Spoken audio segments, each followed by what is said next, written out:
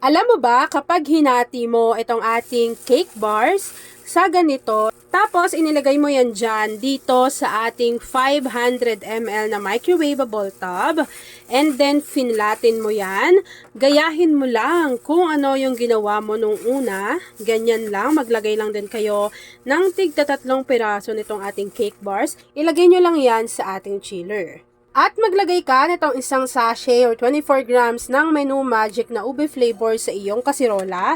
Siguraduhin mo lang na hindi pa nakabukas ang apoy sa iyong kalan. Maglagay ng 4 cups ng evaporated milk. Sundan ng isang lata or 380 grams ng condensed milk. At maglagay ng half teaspoon ng vanilla essence or vanilla extract. Haluin ng maigi hanggang sa matunaw yung ating jelly powder at maabsorb na rin nila yung bawat isa at matunaw na rin yung ating condensed milk sa ating kasirola. At alam mo ba, kapag natunaw na yan, pwede mo nang buksan yung apoy sa iyong kalan over medium to low heat at hihintayin mo lang yang kumulo. Kapag kumulo na yan, pwede nyo na yung tanggalin sa inyong kalan. Tapos, meron kayo ditong hinimay na hinog na langka. At meron din kayo dyang hiniwa na ube halaya. Maglalagay lang kayo ng tamang amount dito sa inyong mixture. Nasa sa inyo na yon kung gaano karami.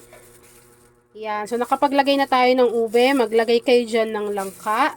So itong langka na to, yung nabibili lang siya sa bote. Pero kung meron kayong hinog na langka, pwedeng pwede yan. Tapos kapag nailagay nyo na yung langka, tsaka nyo naman isasalin yung naluto natin kanina na ube mixture.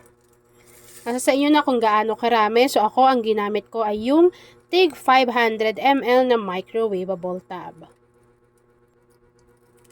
At kapag na-transfer nyo na yan dyan, palalamigin lang natin to hanggang sa mag-set at mag-firm. And then after nun, ipapakita ko na sa inyo kung ano yung natapos nating easy dessert recipe na pwede ninyong ipang negosyo o kaya naman ipanghanda sa iba't ibang klaseng okasyon.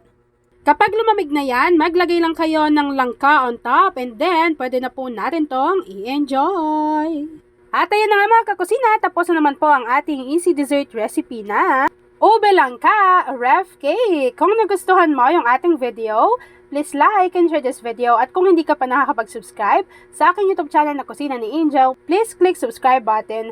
Click mo na yung notification bell, click all para lagi kang updated sa bawat ina-upload kong mga videos. At kung isa ka sa ube langka dessert lover, i-share mo na yung ating video at mag-comment ka na sa ating comment box section kung taga saan ka nanonood. Yan lang mga kakusina. Thanks for watching and enjoy this video.